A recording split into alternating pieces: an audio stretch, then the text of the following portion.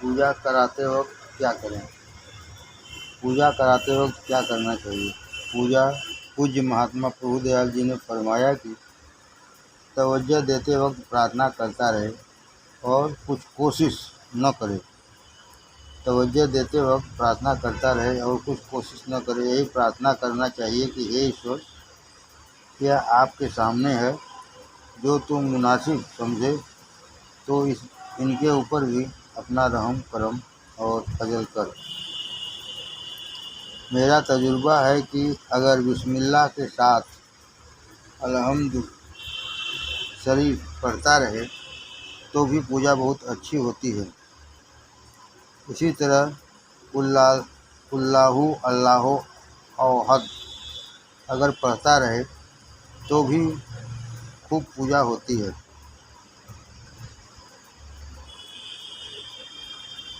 इसी तरह कुल्लाहु अल्लाहु अहद अगर पढ़ता रहे तो भी खूब पूजा होती है। पूजा कराते वक्त एक दिन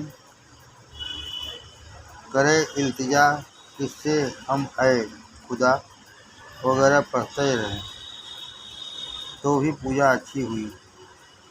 प्रार्थना करने में एक ख़ास बात है,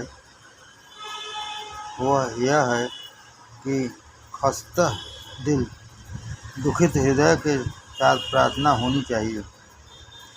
रोकर गिड़गिड़ा कर प्रार्थना करने से भी पूरा फ़ायदा होता है।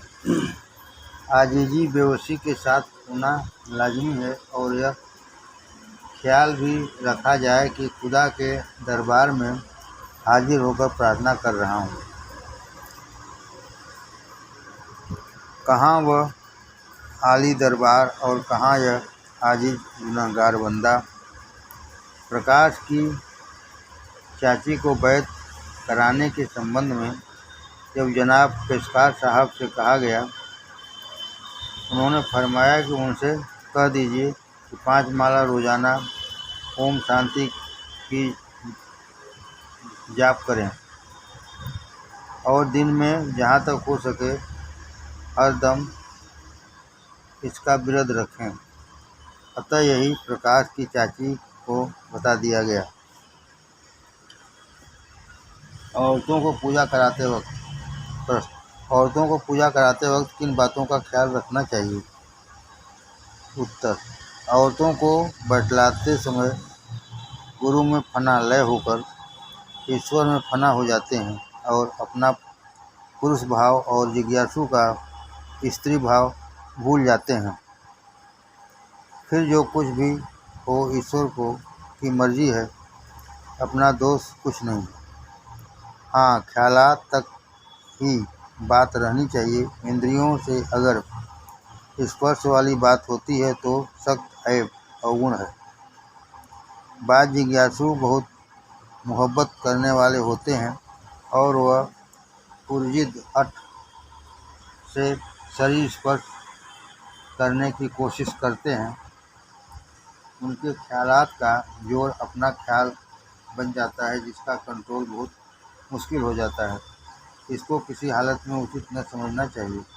प्रेम चाहे जितना हो, अब आप यद्यपि किसी खेल विषय के लायक नहीं हैं और न ऐब ही हो सकता है, फिर भी शरीर स्पर्श से बचना चाहिए। एक साहब जनाब किबला चचा जी साहब के आशिक प्रेमी हैं, जो अभी मौजूद हैं और उनकी हालत गुरु महाराज की कृपा से बहुत अच्छी है। उन्होंने मुझसे बतलाया कि मैंने श्री चचा जी को स्पर्श कर सेवा करने की कोशिश की, लेकिन वे हरगिज कदापि राजी न हुए हैं और फरमाया कि ख्याल से तुमको अधिकार है, चाहे जैसे प्रेम करो, लेकिन जाहिरा ऊपर से देखने में शरीर से गुरु को स्पर्श करना मना है। फरमाया कि ख्याल से तुमको अधिकार है, चाहे जैसे प्रेम करो, लेकिन जाहिरा ऊपर से देखने में शरीर से गुरु को स्पर्श करना मना है। सूफी लोग अक्सर इसी बला विपत्ति में मुब्तला ग्रस्त हो जाते हैं। सूफी लोग अक्सर इसी विपत्ति में ग्रस्त हो जाते हैं किसी औरत का यदि बच्चा रोए तो उस औरत को पूजा कराना फ़ौरन बंद कर देना चाहिए। किसी औरत का यदि बच्चा रोए तो उस औरत को पूजा कराना फ़ौरन बंद कर देना चाहिए। इसे ईश्वरी हुक्म समझकर पूजा कराना बंद कर दें।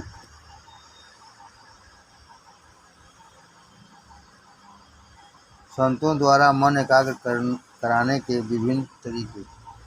आज सुबह पूज्य महात्मा जी के यहाँ पूजा की तबीयत खूब लगी रही।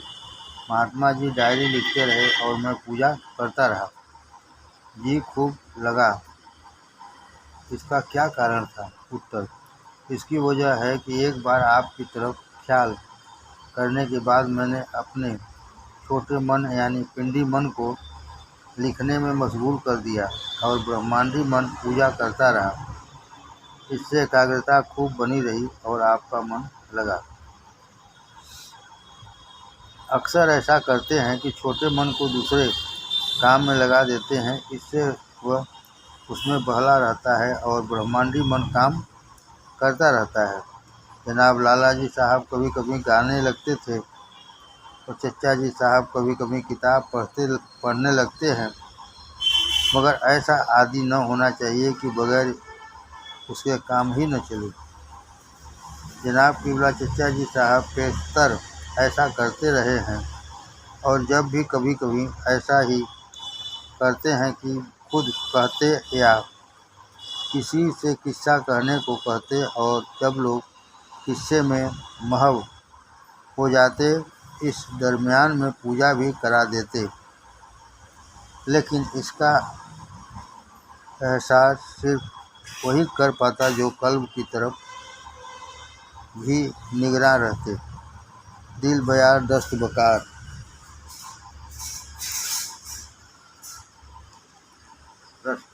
श्री गुरु महाराज तो इतने दयालु हैं कि वे अपने शिष्यों को हंसाते खिलाते बिना मेहनत कराए ब्रह्म विद्या प्रदान करते हैं। वह यह कैसे होता है, कृपा करके समझा कर बताइए। किबला चाचा जी साहब और किबला चचा जी साहब, किबला लाला जी साहब और किबला चचा जी साहब लोगों से मेहनत नहीं कराते हैं, बल्कि उनके लिए खुद मेहनत करते हैं, यानी उनको गायबाना तवज्जो देते हैं। अगर ऐसा न करें तो सब चिड़ियाँ उड़ जाएं। लिहाजा हर एक इजाज़त याफ्ता को चाहिए कि अपने मुतअल्लिकीन को गायबाना तवज्जो दिया करें, खासकर उस वक्त जब किसी भाई की याद आवे तो उस वक्त ज़रूर उसके लिए गुरु से दुआ करें। रात को 12 बजे के बाद अगर आँख खुल जावे तो यह तवज्जो ज़रूर दें। इससे बहुत फ़ायदा होता है, क्योंकि उस वक्त वह दुनियावी झंझटों से अलग होता है। जब मैं श्री गुरु महाराज के पास जाया करता हूँ तो तबीयत प्रसन्न रहती है और लगी रहती है। अगर जब वहाँ नहीं जाता हूँ तो तबीयत में वह बात नहीं रहती। इससे मालूम होता है कि यह सब हालतें अक्सी छाया संबंधी और आर्जी अस्थायी हैं। सच तो यह है कि हमसे कुछ भी नहीं बन पड़ता है। यह सब तमोगुणी है। खुदा अपना रहम करे। यदि यह सतोगुणी हो और इसके साथ यह विश्वास भी दिल में जागृत हो कि गुरु सर्वसमर्थ है, दयालु कृपालु हैं, उनके तो खैर से बेड़ा पार हो जाएगा। प्रभु अपने जी नीचहु आदरही, जाय न चाही कबहु कछ तुम सन सहज सनहि, बसो निरंतर तासु मन सोन राहुल निज गे। खुशहाल वही है जो हर हाल में खुश है। यह सिर्फ मन का शैतान है जो तंग करता है। खुदा इससे बचाए। इस वक्त जिस कदर मुझको खुशी है उसकी कोई हद नहीं। मेरे यहाँ आकर क्या सीखना होता है और क्या सिखाता हूँ, बस यही कि गुरु चचा जी से प्रेम मोहब्बत पैदा हो। वह बात प्राप्त हो गई और निहायत अच्छी तरह यानी खिदमत का मौका मिलता है अब 4 मुक्तियों में से 3 रोजाना हासिल है। 4 मुक्तियों में से 3 रोजाना हासिल है, चौथी उनकी दासी है, जब चाहेंगे दे देंगे। मन अभी आनंद और गैर आनंद के चक्कर में रहता है।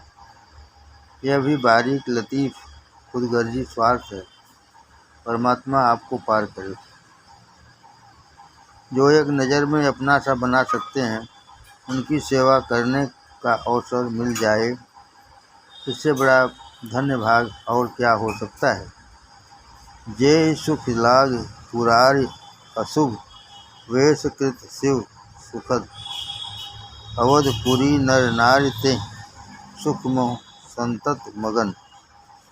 मैंने माँ शारदा स्वामी रामकृष्ण परमहंस जी की धर्मपत्नी का जीवन चरित्र अरसा हुआ पढ़ा था। उसका लुब्बे लबाब सार जो याद है, यह लिखता हूँ। किसी ने माँ से दरियाफ्त किया कि तुमको शादी करने से कोई दुनियावी सुख तो प्राप्त नहीं हुआ। इस पर उन्होंने कहा कि यह क्या कम भाग्य की बात है कि मैं उनकी धर्मपत्नी कहलाती हूँ और उनकी सेवा का अवसर मुझको मिलता है। इसके बाद शायद ऐसा हुआ कि उनको अलग कमरे में रहना पड़ा। सिर्फ खाना बनाने व खिलाने भर का काम उनसे लिया जाता था। तब फिर दरियाफ्त किया। इस पर भी उन्होंने यही जवाब दिया कि मेरा यह भाग्य क्या कम है, मुझको इस कदर उनके दर्शन का मौका मिल जाता है। इसके बाद यह भी बंद हो गया। तब वह झरोखे से जब परमहंस जी बाग में टहलने जाते थे, देख लिया करती थी। फिर उनसे दरियाफ्त किया गया। वो उन्होंने इसको भी अपने लिए बहुत कुछ बतलाया। आखिर में शायद ऐसा मौका आया कि 6-6 महीने बाद दर्शन की नौबत आती। तब भी आप खुश थी कि मुझ जैसी गुनहगार और पापिन के लिए यह भी तो बड़े भाग्य की बात है। मैं अपने को इसमें भी धन्य भाग समझती हूँ। कर्जे की वाकया मुझको मुमकिन है कि ज्यों का त्यों याद न हो, लेकिन नतीजा यह निकलता है कि खुशहाल वही है जो हर हाल में खुश है। श्री पूज्य चचा जी ने कहा, obey you will get increment, disobey you will lose increment. Orders are meant to be obeyed, not to be criticized. Orders are meant to be obeyed, not to be criticized. माला फेरे जुग गया, गया न मन का फेर, कर का मन का छोड़ के मन का फेर। तवज्जो तहरीर व्याख्या। तवज्जो देने से पहले जब फैज़ का आवाहन किया जाता है तो फैज़ पहले दिमाग में आता है और फिर वहाँ से फिर नीचे आता है। फिर यह ख्याल करते हैं कि कल्ब में भर रहा है। जिस तरह पानी का चश्मा भरता है, इससे फैज़ देने वाले का भी साथ ही साथ काम बनता जाता है, वरना आया और गया, फैज़ देने वाला कोरा ही रह जाता है। जब फैज़ को अपने कल्ब में अच्छी तरह भर ले, तब ख्याल करे कि सामने बैठे हुए तवज्जो लेने वाले के पास जा रहा है, साथ ही ईश्वर से बराबर प्रार्थना करता रहे। यह सबसे अच्छा तरीका है। यदि इससे फैज़ जाता हुआ मालूम न हो तो अपनी कोशिश और ज़बरदस्ती जोर न करे, बल्कि खूब गिड़गिड़ा कर प्रार्थना करे। यह कभी ख्याल न करे कि यदि इनका जी न लगेगा तो यह क्या कहेंगे।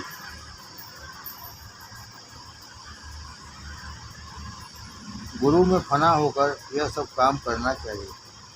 अगर फिर भी फैज़ न जावे तो समझ ले कि ईश्वर का हुक्म आदेश नहीं है और इसमें कोई रहस्य है। फैज़ लेने के लिए कल पर जरा ख्याल करके अपने मुकाम पर आ जाना चाहिए। फैज़ लेने के लिए कल पर जरा ख्याल करके अपने मुकाम पर आ जाना चाहिए। भक्त लोग हर काम को गुरु के सुपुर्द करके बेफिक्र हो जाते हैं और जो कुछ मालिक की तरफ से होता है उसमें राजी रहते हैं।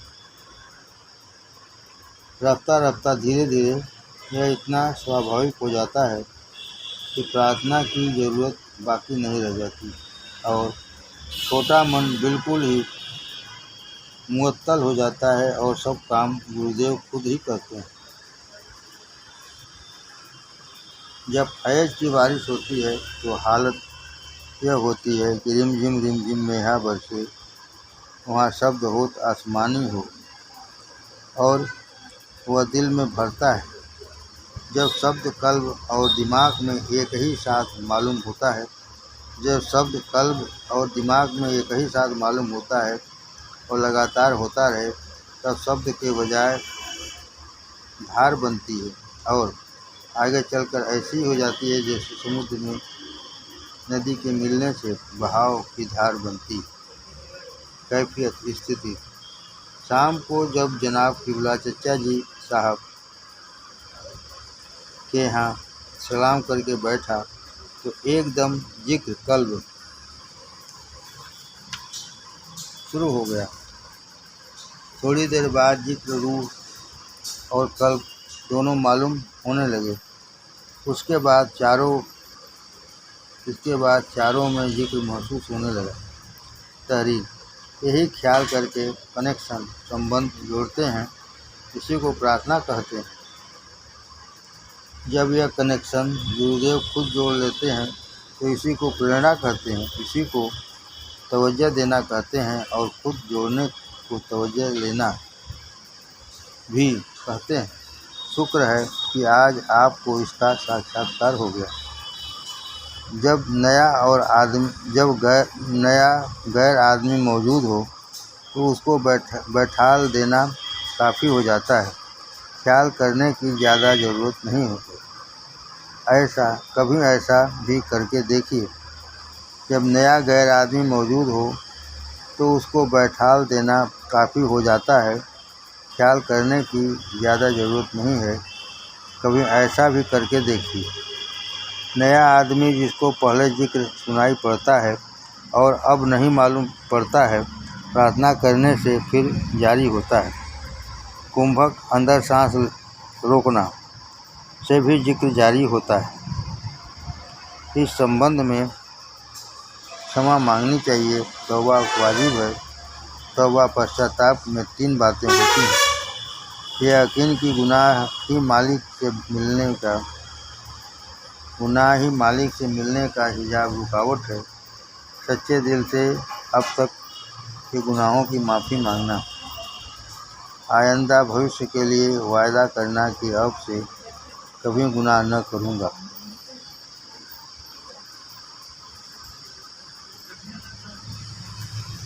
कैफियत।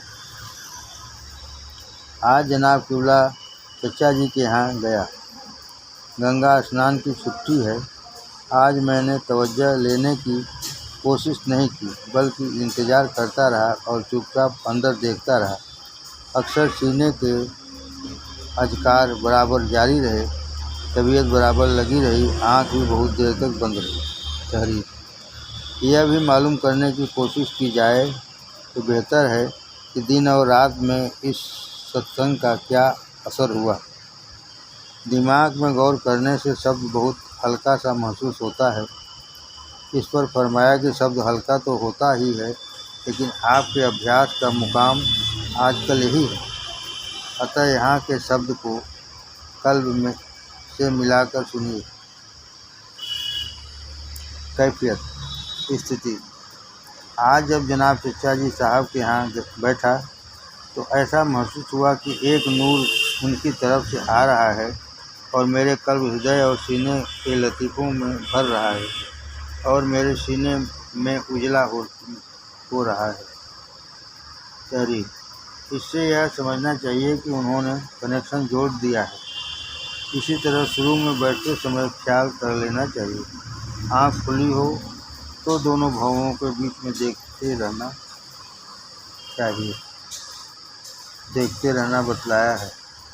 और तवज्जो लेने में यह ख्याल करते हैं कि उनके ऊपर फैज़ खूब बरस रहा है और उनके कल्ब में जमा हो रहा है और वहाँ से मेरे कल्ब में बड़ी तेज़ी से आ रहा है। लेकिन पहले सिर्फ इंतज़ार करना चाहिए। अगर उनकी तरफ रुजुआत मुखातिब हो जावे तो इसकी ज़रूरत नहीं।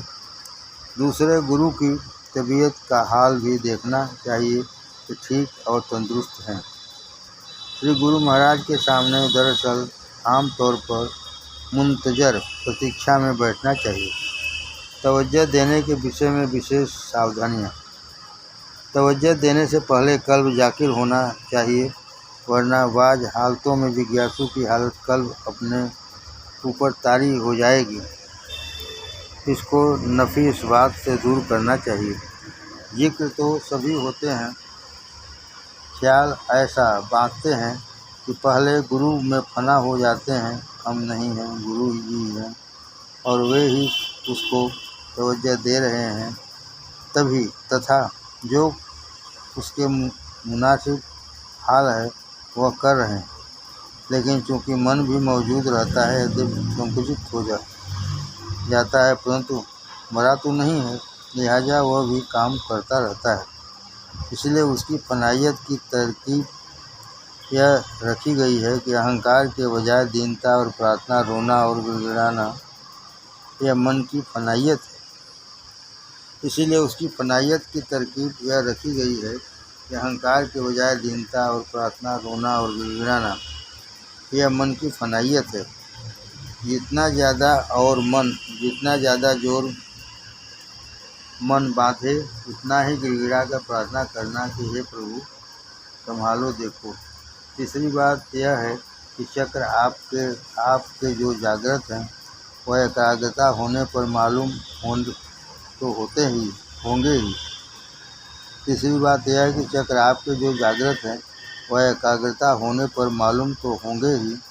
यह ख्याल कर लेते हैं कि जो फैज़ आ रहा है वह अंदर को भर रहा है और कल्ब से फैज़ की धार निकलकर इनके कल्ब में जा रही है और इनका कल्ब मुनव्वर होकर जाकिर हो रहा है और अपना पूरा ध्यान, फुल अटेंशन कल्ब की तरफ रखें तथा प्रार्थना से वह गिड़गिड़ा कर उसको ज़्यादा जाकिर कर लें। यदि अभ्यासी ठीक से न बैठ सके अथवा बैठने में गड़बड़ करे तो समझना चाहिए कि उसकी अभी अच्छी भूख नहीं है। यदि अभ्यासी ठीक से न बैठ सके अथवा बैठने में गड़बड़ करे तो समझना चाहिए कि उसकी अभी अच्छी भूख नहीं है। इस वजह से भी मुमकिन है फैज़ नहीं गया। ऐसी हालत में बराए नाम आँख बंद कर लिया या कोई किताब वगैरह देखने लगे तो ज़्यादा गहराई हो जाएगी, या कोई प्रार्थना पढ़ना शुरू कर दीजिए और तवज्जो का ख्याल थोड़ी देर करके अपने ख्याल और तर्क को हटा दीजिए। मालिक को जो मुनासिब समझे करने दीजिए। गुरु के अहसानात और गुणानुवाद याद करने से भी फैज़ का सिलसिला जारी हो जाता है। अपना काम तो उसमें फना होकर कल्ब का कनेक्शन मिला देना है और फिर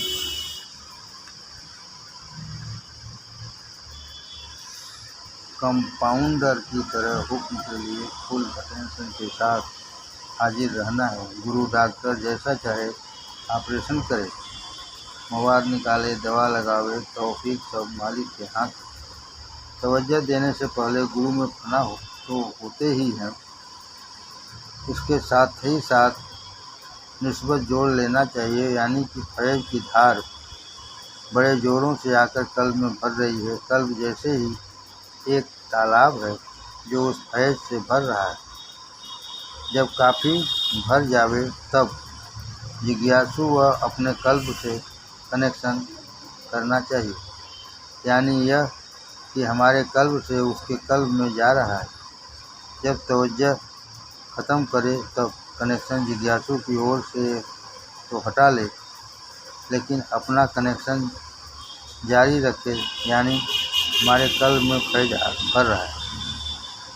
तवज्जो देते वक्त और लेते वक्त कम अज कम बेख्याल होकर बैठना चाहिए और कल्ब की तरफ बराबर ख्याल रखना चाहिए।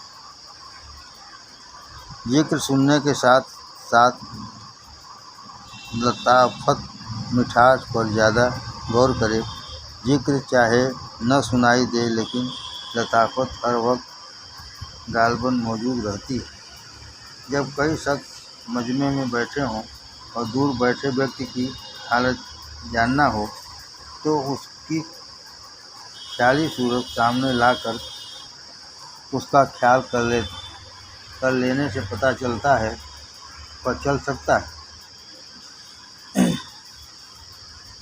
जब कई शख्स मजमे में बैठे हों और दूर बैठे व्यक्ति की हालत जानना हो, तो उसकी ख्याली सूरत सामने लाकर उसका ख्याल कर लेने से पता चल सकता है।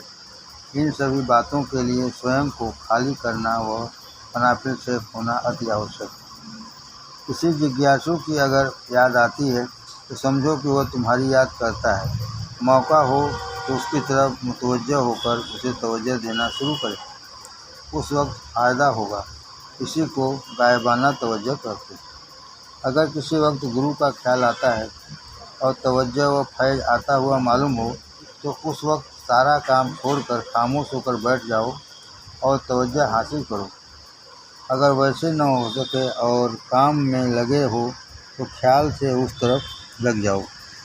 अगर कल्ब में ज़्यादा तेज़ी आ गई है, तो रूह के मुकाम से तवज्जो देने से कल्ब की गर्मी और तेज़ी कम होकर शांत हो जाती है। एक तरीका जाती को कम करने का यह भी है कि यह ख्याल करते हैं कि कल्ब से इसकी तेज़ी और गर्मी निकल रही है, वायुमंडल में फैल रही है, लेकिन इसमें उसको यह नुकसान होता है कि जो कुछ उसको मिला है वो गायब हो जाता है। बेहतर तरीका जनाब क़िबला चचा जी साहब ने यही बतलाया है कि रूह के मुकाम की तवज्जो दे दें। इससे उसकी चीज़ उसके पास बनी रहेगी और तेज़ी भी रफ़ा हो जाएगी। जब साधक मजबूबियत की तरफ बढ़ता हो, तो उसे सलूक की तवज्जो दी जानी चाहिए। सलूक की तवज्जो दिमाग से दी जाती है। ऊपर लिखे के अनुसार पूजा कराने वाले को चाहिए कि दावते खुदा करे, दावते खुदी न करे। सेवक बनकर काम करे, अपने को मालिक न समझे, उसी मालिक से प्रार्थना करता रहे, उसकी जो मर्जी होगी कर देगा। तवज्जो लेना। पूजा कराने वाले को भी क्या तवज्जो लेने की आवश्यकता है? वो तो तवज्जो देते हैं, स्वयं किस प्रकार से तवज्जो लेना चाहिए? उत्तर: अब तक तो आपको तवज्जो दी जाती थी, अब आपको खुद ही तवज्जो लेनी चाहिए। इसका तरीका यह है कि ख्याल करें कि गुरु महाराज के ऊपर फैज़ आ रहा है और उनके कल्ब से मेरे कल्ब में आ रहा है, या जिस मुकाम पर तवज्जो लेना चाहें वहीं पर ख्याल करें कि फैज़ आ रहा है, फैज़ जारी हो जाएगा। लिहाजा मैंने ऐसा भी करके देखा, बिल्कुल ठीक रहा। कभी कभी ऐसा भी होता है कि मैंने ख्याल किया कि फैज़ आना शुरू हो गया, तभी मैं बातों में लग गया और उधर से गालिब हो गया। मगर फिर याद आई तो फिर ख्याल किया और फैज़ का आना महसूस किया और थोड़ी देर में फिर भूल गया। ऐसा ही होता रहा। गालिबन मेरी हालत पक्की होने की यह अलामत निशानी है। आज और बाज़ औक़ात गुरु इम्तहान में डालते हैं कि बरखिलाफ़ विरुद्ध उसके यह ख्याल करने लगते हैं कि फैज़ नहीं आ रहा है। वहाँ पर अदब यह है कि अपनी विल पावर को स्ट्रांग बनाते हैं और अपना यह ख्याल कायम रखते हैं कि फैज़ आ रहा है। बार बार जब तक फैज़ जारी नहीं होता है, यही ख्याल करते रहते हैं और जब देखते हैं इसमें कामयाबी नहीं होती तो गिड़गिड़ा कर मन गुरु से प्रार्थना करने लगते हैं, इलाज हमारी रखो और फैज़ जारी कर दो।